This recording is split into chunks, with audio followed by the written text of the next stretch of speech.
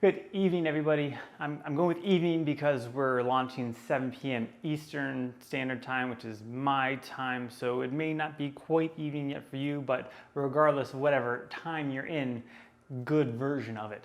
My name is Chris Walter. I'm coming from Carlisle, Pennsylvania, which is in South Central Pennsylvania. I run a small digital marketing agency, and I gotta tell you, I'm an odd bird. Right? It's a good opening line, right? But let me give you a little bit of background and detail around that. I have an extra year of pre-K and no K. So what that means is I was, let's say, socially stunted as a young child, and so my mom decided, you know what, Chris is not ready for the big leagues yet. Let's keep him. Let's just make sure he gets a hold of himself here. Let's send him to another year of preschool. But apparently, in that 1 year, I blossomed, and then I just skipped kindergarten entirely, and I never had all the fun letter people, and I don't even know what fun things happened in kindergarten because I didn't get it. I went straight to first grade. So that's interesting. Then fast forward to 5th grade, and I decided, you know what? They are teaching entirely too slow. I can't take it. I got to move faster. And so I started pestering my mom. I got my brother into it. We both started pestering my mom, homeschool, homeschool, homeschool. And eventually she cracked and caved. In 6th grade, I was homeschooled. Awesome.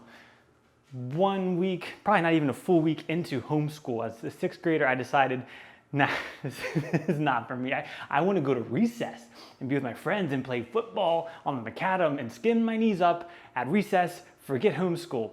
But thankfully, my mom made me stick with it. She taught, I don't know if she thinks thankful because she had to deal with me for a year at home, but she taught me for an entire year's homeschool, and then I went back to grade school. I guess it was middle school at that point. I am also known as a culinary maverick, maybe, within my family and small social circle. I'm most notably known for a dish that I created as a child, which I affectionately refer to as chewed up bubblegum. Now, in case you're wondering, which I'm sure you are, that involves mashed potatoes, a sausage gravy, applesauce, and the secret ingredient, which I knew you knew was coming. No, you didn't. It was Fruity Pebbles. Fruity Pebbles all together, eat it all at one time. To this day, I still think it's delicious. Probably wouldn't eat it as an adult, but that was my thing, chewed up bubblegum. Also, I will crush some Spamwiches, which, in case you don't know, Spamwiches, we actually use treat instead of Spam because it's a little bit sweeter, a little less salty, but Spamwich sounds better than treat, which it's, bottom line, it is shredded processed meat, Spam or treat, shredded Velveeta cheese, and mayo broiled on half of an English muffin. They are delicious, and you don't knock it until you try it. So that's a little bit of me growing up. I've had 17 jobs, depending on how you want to count. Some are like repeat, like worked as a waiter at 2 different places, like the same place 2 different times. So depending on how you want to add it up, 17 different jobs. Fun fact, fired from none of them. So that's go me. And the shortest job stint I had was 1 shift. Again, not fired. This was at a Ruby Tuesdays, and I had my shift. I followed the people around. They told me about the menu test that was coming up. I looked at the menu. I said, that is entirely too many things to try to memorize. I'm out. Except I didn't tell them in person. I called them up right before my 2nd shift. Not super proud of that, but that's and that's also how you get to 17 jobs. Just, if you don't like it, you move on. And last fun fact, I spent 2 or 3 years listening to Hamilton the musical like non-stop. While I was at work, in my headphones, driving, wherever I was going, I was listening to Hamilton until I finally saw it on Broadway. That last one, that's not me being weird, that's a brag. That one is just a little bit of a humble brag there. Super into Hamilton, but the bottom line is I'm different. I am different kind of bird. Now, why on earth would I open with that in front of a group of strangers, specifically teenage strangers, to tell you about all the strange things about me, and then try to tell you to take me seriously over the next 20-30 minutes here? And well, that's because I want to prove a point, and I think it'll make sense here. I try at all times, in front of all people, in all places, to be myself. No matter what, I want to be me. Now, does that mean that I look the exact same in every single moment of my life? No, because that would make me a robot. Like when I'm at my 3-year-old's Blippi themed birthday party, I'm a different guy than when I'm pitching a business deal to new clients and trying to win more work. Like those Chris's are not the same, but that doesn't mean I'm not acting, I'm not pretending to be something else. for the business people or for my son or my family. I'm multifaceted. There's different aspects of me and there's different aspects of you. We're people, and that's what makes us awesome. And that's what makes leadership so challenging because, and before I go too far down this leadership trail and you become second grade Chris, I probably could have put this in the odd bird section, but in second grade, Mrs. Ward's class, there's going to be a class event that I was not going to be attending. And she said, okay, let's talk about this upcoming event. And so in my mind, I'm like, okay, that has nothing to do with me. I really want to keep reading my book. So I pulled out my Matt Christopher book. I'm not sure which one it was, plopped it down on my desk, went straight into reading and completely tuned out Mrs. Ward. Well, she let me know very swiftly that was not going to be acceptable. And regardless of whether I was attending the event or not, I was going to pay attention. So the book went back into my desk. My proverbial feet came off my desk and went back under, and I started to listen. And that's what I want you to do, because even if you say, but Chris, I'm not a leader, I'm going to argue that you are.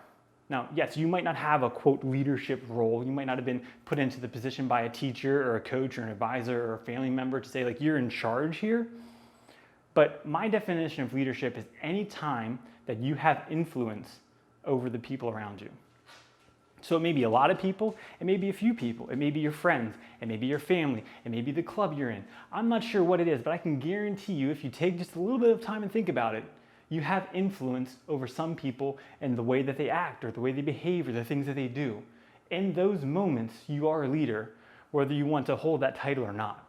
So this talk, no matter who you are, does have to do with you. Stop opening all the tabs, put your phone down, let's just pull it back in, put your proverbial book back in the desk, and let's look at why it's so difficult to be yourself as a leader. Now, some of you may be like that natural born leader that everyone's like, oh, he's so great. I want my kids to be like them. Okay, cool. I've got other stuff, we'll talk about that will deal with you, but for most of us, leading and leading well is very difficult. And the reason for that is, from a very young age, we hear all about great leaders. And not in a sense of like, oh, they were cool, they did a great job. It's more like, hey, they were awesome at leading people. I want you to be awesome, so you need to look like that. But the problem is, some of those leaders are loud, some are quiet, some are really push people and push buttons. Other people kind of played back and really just tried to gently get massage and get people to do what they want to do. Like, all these leaders that we put up on pedestals are different. And you're different from all of them. And so when you try to be just like that type of leader, it's not going to work. And the reason is, you are unique. You are you. And that is why I'm going to try to convince you that you need to lead like you. Any of those times that you have influence over the people around you, you need to lead like you. I have an example for you of one of those times that people try to be like someone they're not, and it didn't work out the best. My example here is Steve Jobs. Typically, I'd be in front of all of you, and I'd be able to tell blank stares, rolling your eyes, wide grins, elbowing your buddy, where we stand with knowing who Steve Jobs is. So I'm gonna have to just kind of tell a high-level story. If you know this story, bear with me. So Steve Jobs, synonymous with Apple. He started the company, was actually kicked out at one point, that they almost went bankrupt. They brought him back from Pixar and they did incredible things, and he completely revolutionized really the way that we consume technology at this point. And at the time of his early death, he died at 56 of pancreatic cancer, which was just a travesty, and like everyone was crushed. But we really at that time just looked at the things he brought. He brought the iPod, which not a big deal to you, but it blew our minds that we could put files, we had them on CDs, you had to burn. It took, when I first started downloading songs, it was 2 to 3 hours to download one song. And then you had to burn it onto a DVD. It was probably an hour or burn it onto a CD. It took about an hour to burn a CD. And then if you scratched it, skipped, you had to do it all over again. To then have a device that had hundreds of songs in it just like that, and I roll around this little thing and push a button and it plays my song, mind blown. Then they made iTunes, which helped you get the songs that you needed. And then he came out with the iPhone, which completely revolutionized everything about how we do smartphones and cell phones and the technology in our pocket. And he dies, and then the book comes out, and then the movie comes out, and everyone's like, holy cow, I want what Steve Jobs had. I want to accomplish what he did in his life because he accomplished some amazing things. But the downside is he's kind of a jerk to the people working for him. Like, kind of a big jerk. I'm assuming that he didn't mean to be like, I'm going to be a jerk today. But he pushed people, and he had a vision for what he wanted. He really, really pushed people to get to that place. And for him, it worked because that's who he was. And those were the life experiences he had. And he knew that he just needed to get people to his vision, and it would be awesome. But then you have people who aren't necessarily like that. Maybe they're not visionary. Maybe they don't have a mean bone in their body. They just know that they want to accomplish the things that Steve Jobs did. And they look at how he led and they're like, well, if that got him there and I want to be there, I got to be like that. And you know what happened? We started to see a whole bunch of jerks in the workplace. And the people who worked for them or with them stopped liking them so much, and maybe took a new job, maybe asked to go to a different team, or just didn't get to the place that they could have if they would have been led by someone just being themselves. I'll give you a flip side version of that. It's a little more personal to me. And this is another one of those, I don't know where they fall in your ecosystem, but Gary Vaynerchuk is, for me, a person who I just look up to as a leader within the marketing space. He came from Belarus as a refugee, as a 3-year-old, grew up in his family really, really had to work hard. His dad was working all the time, saved up all the money he could to finally eventually buy a liquor and wine store. By the time Gary graduated from college, Gary joined the store, renamed the Wine Library, and grew it from $3 to $60 million in revenue in about 5 or 6 years, which is bonkers. And then he went and he started his own ad agency, VaynerMedia. He grew it to $150+ million, 900+ employees, 5 locations. He's in New York City, Chattanooga, Tennessee, Los Angeles, London, England, Singapore, like a global company that's completely changing the way that the ad world runs. I look up to him, but I'm not him. I had the great opportunity 2 years ago to go up to their offices in New York City to VaynerMedia, and it was a one-day, all-intensive, we're gonna pull the curtains back and show you everything about how we do what we do. And I figured out within about 20 minutes that I was never going to build a VaynerMedia because I am not Gary Vaynerchuk. Aside from personality differences, we have different motivations. He is wanting to go down as one of the greatest entrepreneurs of this generation. Me? Well, I want to take some nice trips with my family, put my kids through college if they want to go, and retire to a beach house with my wife someday. Like, for me, that'd be a great life. So the way that we lead is different. He needs to work to get to where he wants to be. He's working 16 to 18 hours a day, in a single day.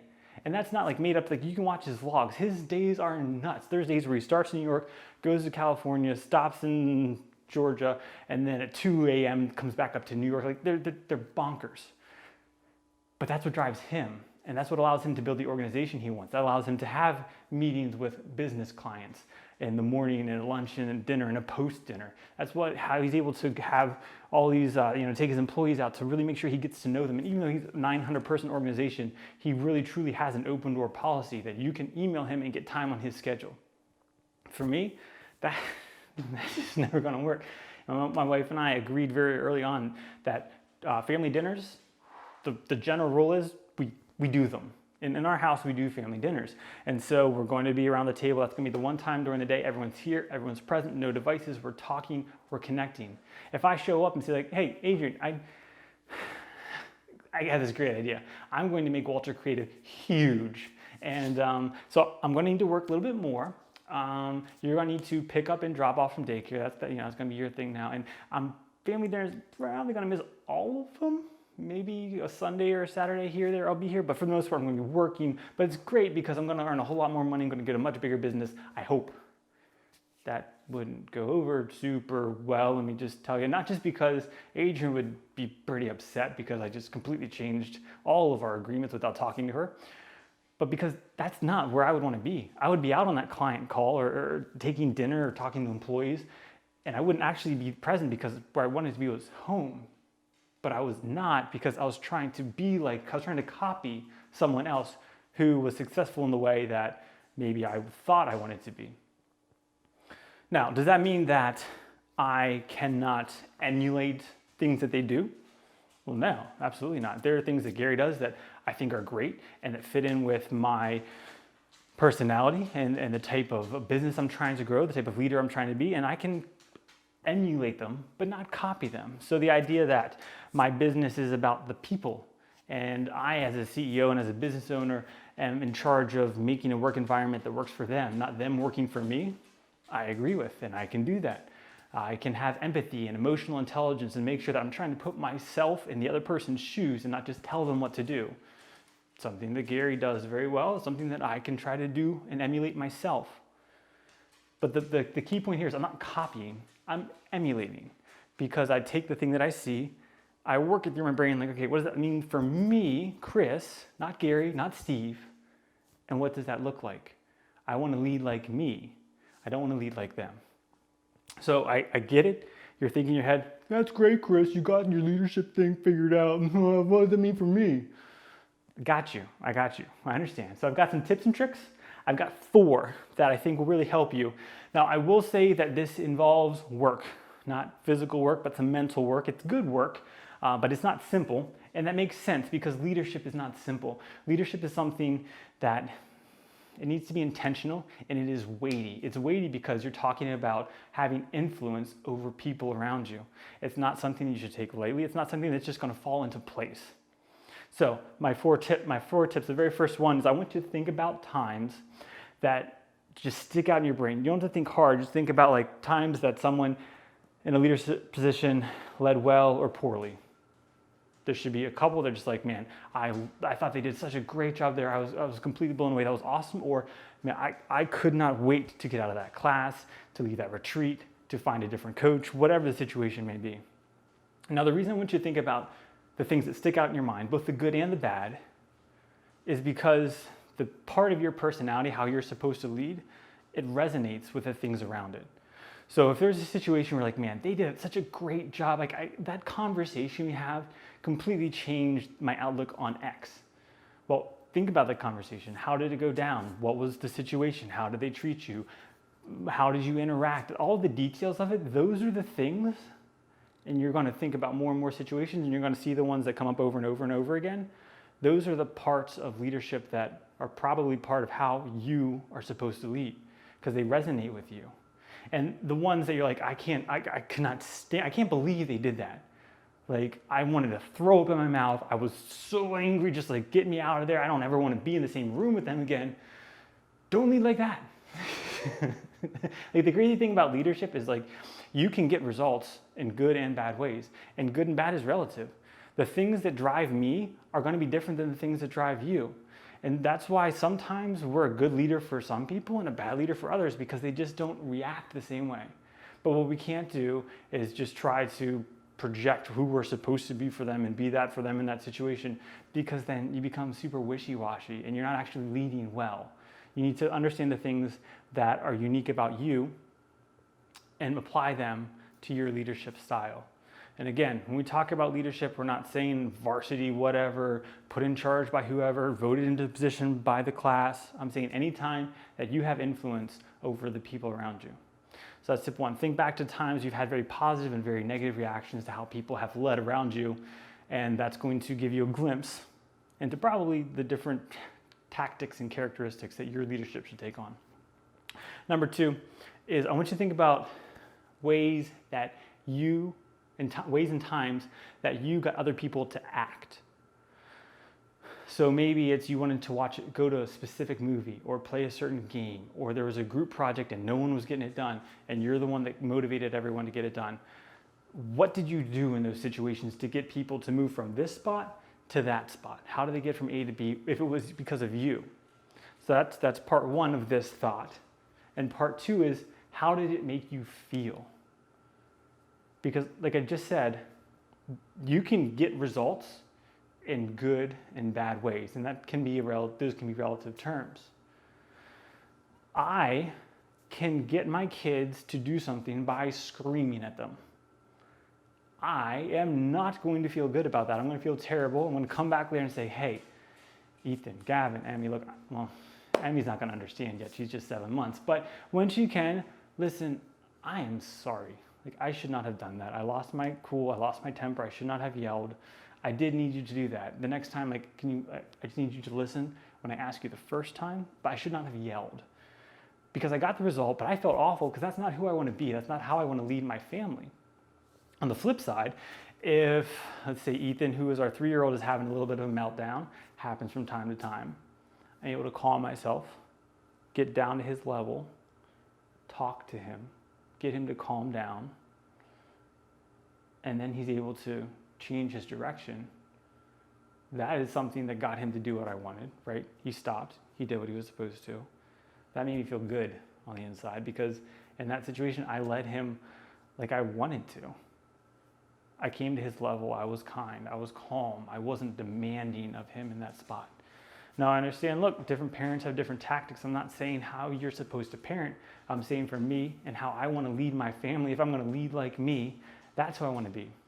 So think about those times that you got people to act, to move from spot A to spot B, and then think about how it made you feel when it was over. Those tactics, those approaches, those situations that feel good, that you're proud of, that you would do again, those are leading like you. That's leading like you're supposed to be. Do more of that. Okay, tip number 3. Excuse me. You need to know the situations that you're comfortable leading from.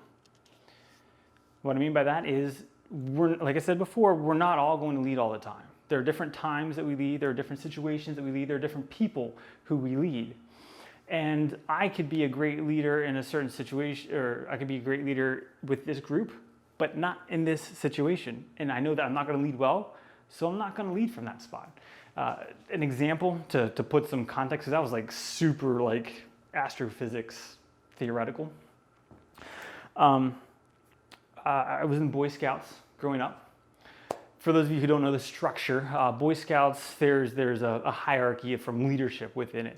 So you have your patrols, and the person in charge of a patrol is a patrol leader. The patrol votes for its patrol leader. And then within the troop, there is the senior patrol leader, who's the one who's in charge of the entire troop, and assistant senior patrol leader, yada, yada, yada. But you get the point. I never wanted to be a senior patrol leader for one very specific reason. I hate meetings. Like hate meetings. I didn't join clubs in high school because they had meetings, and I hate meetings. They're, in personal opinion, they're such a waste of time. Yes, some people are great at leading meetings. Kudos to them. I do not, they're not the people leading the meetings that I'm in.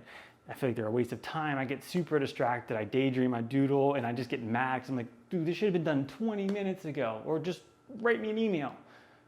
I hate meetings. I don't know if I got that across.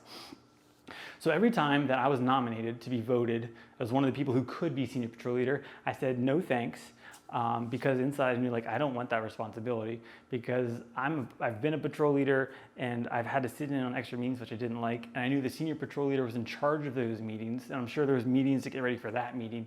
No thank you. Well, there's one time that we were voting for the next senior patrol leader. I was not present for that meeting. And the troop took it upon themselves to not only nominate me, but vote me into the role of senior patrol leader. Not a humble brag, I'm not trying to be a jerk, but like, oh, I'm too good for this. Just telling you truth, straight truth. So I come back the next week, they tell you, Chris, senior patrol leader, congratulations. And I said, oh, okay, but can you tell me more, like, what does this really mean? And the troop master is telling me, yeah, well, you're going to be in charge of the meetings with the patrol leaders, and you're going to be in charge of all of the weekly meetings. And there's also once a month, all of the local troops get together, and there's an area meeting. And I was like, no, no. I knew about the patrol leader stuff. I knew about leading the individual meetings. There's another one with other people talking about planning their meetings. Nah. No, thank you. So I don't know if I resigned or if I never accepted the nomination. I don't know exactly how that played out, but I was never a senior patrol leader because I know that I don't lead well in meetings. Now, I could lead well as a patrol leader. I could lead well without an official title and just encourage the people around me and help us to accomplish things when we're on camping trips or working on merit badges or just at the weekly meetings. I could be a great leader with or without the title, but I knew that I would not be a great senior patrol leader, so I didn't do it. So think about the situations where you excel and the situations where you don't. And be mindful of people may ask you to lead in spots that you shouldn't lead. And that's up to you to recognize that about yourself. Like this is a time that I probably shouldn't be in charge. Let's find someone else. And there'll be times where you take it on and then realize this is a bad idea. And then you learn it for the future and avoid it the next time. But there's also going to be, on the flip side, situations that you're a great leader and they may not realize, they may not ask you to lead, and you just put your hand up and think, hey, we're here. I'm going to do a great job. Can you give me a shot? And then maybe it'll open up an opportunity and people will, I don't know, just work out well. So know the situations that you lead well and you do not lead well in. That leads us to number 4, our 4th tip, which is really more of a challenge than tip. It's 2 words. It's be brave. Right? This is weighty stuff that we're talking about here. It's leadership. It's leading people. And this is not only Johnny. Everybody, this is Johnny. Johnny's in charge. Listen to him. Right? This is any time that you have influence over the people around you. In order to lead well, you need to understand who you are. And when you lead, there are going to be people who don't like it, who don't think you should lead. Or there'll be people who don't like the way that you did it. And I can certainly assure you that anytime you have any leadership role, just about everyone is going to have an opinion about how you did. To lead is to stand out. To lead is to be an example. But if you put in the work and you understand who you are and what you believe and how you lead best and when you should lead, you are going to be successful in what you do. But even then, even if you're in the right spot, the right people, doing it the right way, there are going to be times where you are standing alone. It can be a very lonely place to lead. And that is why you need to know at your core, you are doing it the right way and you are leading like you. Because when you try to lead like anyone else, sure, it's easy. You can see what they did and copy it. But if you're just copying it, you are going to fall flat on your face. It might not be this time, but eventually people are going to figure out that you're not being authentic, you're not being yourself, and they're going to tune you out. And you're going to lose the opportunity to influence those people around you who really need you to be there for them and to lead them well. To lead well is hard, but it is noble. You are unique. Who you are, your life experiences, your personality, the type of leader that you were created to be, it is all unique. And in order to lead, you need to lead like that. You need to lead like you. Thank you everybody for your time tonight. I appreciate your time and your attention. Hope you have a great summer. Enjoy the rest of the KeyMan conference series. And again, please, please, please lead like you. Thank you.